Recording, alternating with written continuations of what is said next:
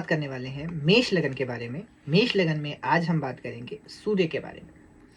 मेष लगन में सूर्य कैसा होता है, ठीक है। तो सबसे पहले मेष लगन में सबसे पहले घर में अगर सूर्य हो तो आपका ये उच्च का होता है। यहाँ पे सूर्य मेष लगन में सूर्य जो है यहाँ पे उच्च का होता है। इस स्थिति में उसका शारीरिक गठन होता है बहुत अच्छा होता है, ठीक है। कह लो कि वो शास्त्रों के अर्थों पर टिप्पणी करने वाला होता है, कई कलाओं में प्रसिद्ध होता है, युद्ध प्रिय होता है, ठीक है। थोड़ा सा उग्र स्वभाव का हो जाता है, अपने कर्तव्य को लेकर बहुत ज़्यादा सोचने वाला और अपने कर्तव्य का पालन करने वाला होता है, ठीक है। घूमने फिरने का नेचर होता है उसका, घूमने फिरने में मज़ा आता है उनको, हड्डियाँ जो है उनकी मजबूत होती है, कर्मों से बहुत अच्छे होते हैं, ठीक है। ये ना उल्टे काम करने में भी बहुत ज़्यादा दिलचस्पी दिखाते हैं, ठीक है। इनको ना पित्त और रक्त संबंधी बीमारियां कहीं ना कहीं हो सकती हैं, ठीक है। वैसे ये सौभाग्यशाली शक्तिशाली होते हैं, वैभवशाली होते हैं, कोई इशू नहीं है इनमें। ऐसे जातक जो है वो एज लाइक कह लो आप राजा की तरह जीना पसंद करते हैं, ठीक है। अब मान लीजिए यदि सूर्य आपका, ठीक है, मेष राशि में है तो जातक जो है ना महान व्यक्तियों की सहायता प्राप्त करता है। जो जैसे महान व्यक्ति, अब उनकी जीवन में जो भी कोई भी महान व्यक्ति हो सकते हैं, जैसे उनके पिता है, पिता सबके लिए महान होता है, बुद्धि बहुत अच्छी होती है इनकी, संपन्न होते हैं घर से ज़्यादातर। जो लोग संपन्न नहीं देखे गए हैं उनका देखोगे तो सूर्य वहाँ पे अच्छा काम नहीं कर रहा होता, या बाल बुल झड़ चुके होते हैं। जब सूर्य वहाँ पे अच्छा काम नहीं करेगा तो आत्मविश्वास में भी कमी आती है और चीज़ों में भी बहुत दिक्कत का सामना करना पड़ता है, ठीक है। अब देखो मेष लगन में सूर्य उच्च का है तो क्या होगा वो हमने ऊपर देख लिया। अब मान लीजिए किसी का वृषभ लगन है और सूर्य उच्च के हैं तो क्या होगा, काम तो शुभ करेंगे लेकिन खर्चा यहाँ पे बढ़ जाएगा। यही मिथुन लग्न में किसी का सूर्य उच्च का है तो सूर्य जो है वो 11वें भाव का आधिपत्य हो जाएंगे, 11वें भाव में होकर उच्च के होंगे वो, ठीक है। तो अपने भाई बंधुओं से, ठीक है, धन जितना प्राप्त नहीं करेगा उतना उनको भाई बंधुओं को देना पड़ जाता है, ठीक है।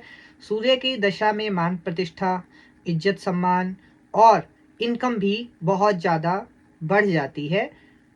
अगर मान लीजिए मिथुन लग्न में हो और सूर्य उच्च के हैं तो मरकरी भी यहीं पे होंगे, ठीक है, क्योंकि मरकरी या तो उसी भाव में होंगे या आगे या पीछे होंगे। तो ज़्यादातर अगर हम मरकरी को यहीं लेके चलते हैं तो ये बहुत ही शुभ फल देने वाला है। क्यों? क्योंकि यहाँ पे बुद्धिआदित्य योग का पूर्णतया इस्तेमाल होने वाला है और सूर्य की दशा में, मरकरी की दशा में वो बहुत अच्छा समय जाने वाला है उनके लिए। कर्क लगन, कर्क लगन में जो है वो उच्च राजनीतिक पद, ठीक है, क्योंकि ये 10th हाउस से जुड़ जाते हैं, ठीक है। कर्क लगन में यह 10th हाउस से जुड़ जाते हैं तो यहाँ पे आदमी जो है बहुत ज़्यादा कर्मशील हो जाता है, कर्मशील बना दिया जाता है आदमी को। यहाँ पे जब आदमी कर्मशील होगा, काम करने में अपने अपने हिस्से का काम खत्म करके दूसरे के हिस्से का भी काम करने लग जाएगा तो यहाँ पे उसको सक्सेस मिलने से कोई नहीं रोक सकता सिवाय वो खुद के कैसे, अगर मान लो अपना काम छोड़ के दूसरों के काम में ना नहीं कर पाता है ऐसा इंसान, ठीक है, तो ना नहीं कर पाएगा तो वो वहाँ पे परेशान रहने वाला है। सिंह लग्न में, लग्न भी उनका सूर्य उच्च के हो जाएंगे तो इससे अच्छा क्या ही बात होगा। यहाँ पे क्या है, वाहन, सत्ता, धन, सुख, सब कुछ, किस्मत, लक, सब कुछ इनके साथ है। क्यों? नवम भाव के स्वामी बन जाते हैं तो यहाँ पे लक सब कुछ साथ देने वाला है, सब कुछ समृद्ध होते हैं ये लोग, ठीक है। कन्या लगन में, कन्या लगन में अब देखो ये अगर उच्च के हैं तो किस भाव में जाएंगे, अष्टम में जाएंगे। अष्टम में सूर्य जो है अच्छे नहीं होते हैं।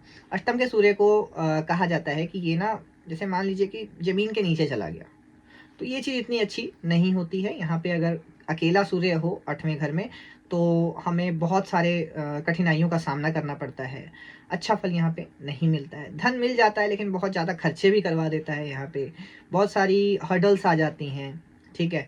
हमारी बॉडी में विटामिन डी की कमी आ जाती है, हमारी बॉडी में कैल्शियम की कमी हो गई, हमारी बॉडी में जो हड्डियाँ हैं वो कमज़ोर हो जाती हैं, कई गुप्त रोगों का खतरा हो जाता है। हाँ, लेकिन अगर गुण ज्ञान की तरफ जाए तो ये इंसान को हो सकता है, ठीक है। अब तुला लग्न में, तुला लग्न में जो है ये आपके 7वें भाव में चला जाता है, ठीक है। जब 7वें भाव में चला गया तो वहाँ पे क्या है कि ये पति पत्नी में थोड़ी सी गर्माहट रख सकता है। पार्टनरशिप में अगर कोई बिजनेस है तो वहाँ थोड़ी सी गर्माहट हो सकती है। पति पत्नी में अगर अच्छी चले तो ये वैवाहिक जीवन के लिए राजयोग भी प्रदान करता है। ठीक है। अब 7वें घर में सूर्य उच्च के और पति पत्नी में अच्छी चल रही है, तो ये कह लो कि आप उनकी साझेदारी बहुत आगे तक जाने वाली है। पूरी उम्र उनको कोई प्रॉब्लम नहीं रहेगी। और ये घर के अलावा जो हमारी दैनिक रोजगार दैनिक इनकम देखते हैं, उन सब चीज़ों में भी वृद्धि करने वाला है। ठीक है। और यहाँ पे ये भी हो सकता है कि पत्नी अच्छा खासा कमाने वाली, पैसा कमाने वाली हो सकती है। ठीक है। और बहुत अच्छे परिवार से आ सकती है। अब इसी प्रकार से वृश्चिक लगन देखेंगे। ठीक है। जब वृश्चिक लगन हो जाता है ना, तो यहाँ पे हमें पैतृक संपत्ति का नाश कर देते हैं। छठे घर में चला गया। ठीक है। पिता द्वारा संपत्ति तो मिलता है, लेकिन उसे हम खराब कर देते हैं। ठीक है। सूर्य की दशा बहुत कष्टकारी जाती है। छठा घर देखो, कहीं से भी इनका वो नहीं बनता। छठा 7वां भी उतना अच्छा नहीं होता है, बट अगर कई केसेस में इन पे शुभ दृष्टि पड़ रही हो, बहुत अच्छा है, तो 7वां घर थोड़ा बहुत अच्छा काम कर जाता है, वो राजयोग भी दे जाता है, बट बहुत कम केसेस में। 8वां घर भी खराब होता है इनके लिए, 12वां भी खराब ही होता है, खर्चा ज़्यादा करवा देता है, बट क्या है, उच्च के हो जाते हैं। ठीक है। और लग्न भी ठीक ठाक है तो थोड़ा सा बचाव हो जाता है, लेकिन छठा भाव यहाँ पे बचाव नहीं हो पाता है। वृश्चिक लगन वैसे ही देखो क्या है कि वृश्चिक लगन वाले ना बहुत जल्दी फैसला लेते हैं, और जल्दी फैसला लेने के चक्कर में फैसले गलत हो जाते हैं। फैसले गलत होंगे तो आपको भी पता है क्या होने वाला है। हमारी लॉस ही होगी, संपत्ति का लॉस होगा वहाँ पे। ठीक है। दशा जब भी चलेगी तो उस टाइम पे भी बंदा कष्ट में ही रहेगा। ठीक है। अब ये पूरे चार्ट पे भी निर्भर करता है कि कैसा रहने वाला है, कैसा नहीं रहने वाला। 6 भाव में भी जीवन में बार बार विघ्न आने वाले हैं, जैसे 8वें में आता है। ठीक है। और संतान से भी हानि का यहाँ पे संभावनाएं बन जाती है। धनु लग्न में, अब धनु लग्न में देखो ये 5th हाउस में चले जाएंगे, बराबर। अब देखो जब 5th हाउस में चले गए तो क्या होगा कि यहाँ पे चीजें अलग हो गई। ठीक है। अलग कैसे हुई, जैसे मान लेते हैं कि लग्न भी इनका कारक भी बनेंगे ये। ठीक है। धनु लग्न में ये कारक भी होते हैं, तो यहाँ पे ये कारक तत्व का पूरा पूरा फायदा देने वाले हैं। ठीक है। ये पिता से बहुत अच्छा फायदा देंगे, हमें यहाँ पे उच्च पद मिल सकता है, उच्च अधिकारी बन सकते हैं हम। ठीक है। वाहन का सुख अच्छा रहेगा, पिता के संपत्ति का सुख भी अच्छा रहता है, पिता का हाथ हमेशा सिर पे बना रहता है। ठीक है। मकर लग्न वालों को मातृ सुख में कमी आ जाती है, माता के सुख में। ठीक है। माता के सुख में कमी आ जाती है, आयु तो लंबी होती है, कोई इश्यू नहीं है, लेकिन आदमी ना हृदय से कमजोर हो जाता है। कई बार देखा गया है कि मम्मी या मम्मी के पक्ष वाले यहाँ पे सरकारी नौकरी वाले भी होते हैं, मामा हो गए, नाना हो गए, तो ये लोग सरकारी नौकरी में भी देखे गए हैं। ठीक है। अब यहीं पे क्या है, कुंभ लगन अगर देखते हैं, ठीक है, तो आदमी को क्या बनाता है, योग्य बनाता है। ठीक है। आदमी को कोई भी काम करने की इच्छा शक्ति देता है। ठीक है। सौभाग्यशाली पत्नी मिलती है इसमें। ठीक है। यहाँ पे हमें साहस भी अच्छा खासा देखने को मिलता है। वाणी भी ठीक ठाक रहती है। ठीक ठाक नहीं मतलब कह लो कि आप वाणी में क्या है कि सीधा बोल देते हैं, कठोर वाणी रहती है, बट चल सकता है उतना काम। ठीक है। अब मीन लग्न, ठीक है, अब मीन लग्न वाले जो हैं ये अब आपके दूसरे भाव में आ गए। ठीक है। अब दूसरे भाव से क्या देखते हैं हम, इनका धन नहीं टिकता है। फिर सूर्य उच्च के होके भी यहाँ पे धन नहीं टिकता है। ठीक है। क्योंकि कहीं ना कहीं जब ये 1 नंबर राशि में होता है ना, अल्पाहारी होते हैं, ये कम खाने वाले होते हैं, और शरीर भी इनका दुबला पतला ही रहता है।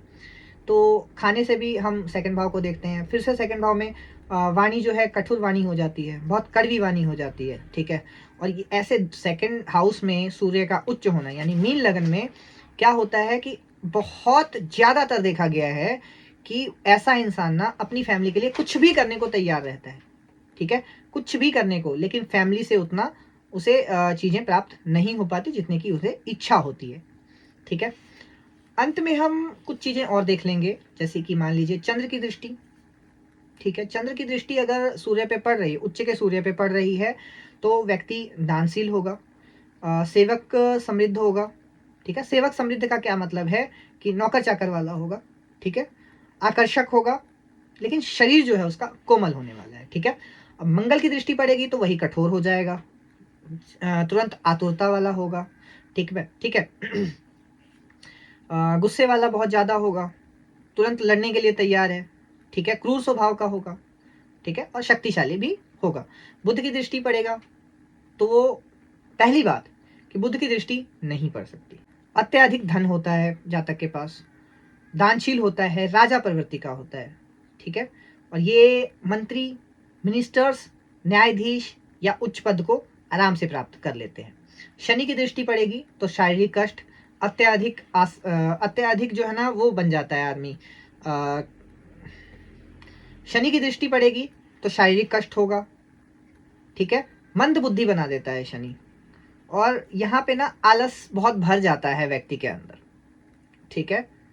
तो जब ये दृष्टियां पड़ती हैं तो आपको ये सब चीजें देखने को मिलेंगी। ये हो गई बात हमारी मेष लगन की। मेष राशि में अगर सूर्य हो तो क्या होगा, हर लग्न में हमने देखा।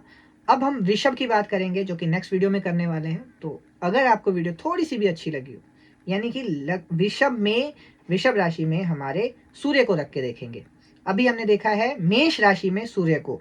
अब किसी का भी मान लीजिए कोई भी लगन होगा और सूर्य कहीं पर भी होगा तो वो अपना जान सकता है कि कैसे कैसे होने वाला है, ठीक है। कुछ वीडियोस आगे लाने वाला हूँ, और आपके जो सवाल होते हैं वो कमेंट्स में डाला कीजिए, और अपनी डेट ऑफ बर्थ वगैरह डाला कीजिए। कभी भी हमें सूटेबल चाहिए हो तो हम आपके उस पर वीडियो बना देंगे, ठीक है, आपके सवाल को लेकर वीडियो बना देंगे। तो चैनल को सब्सक्राइब करके रखिए, बेल आइकन को दबा के रखिए, और वीडियो थोड़ा सा भी अच्छा लगा हो तो लाइक कर देना। राधे राधे, जय श्री।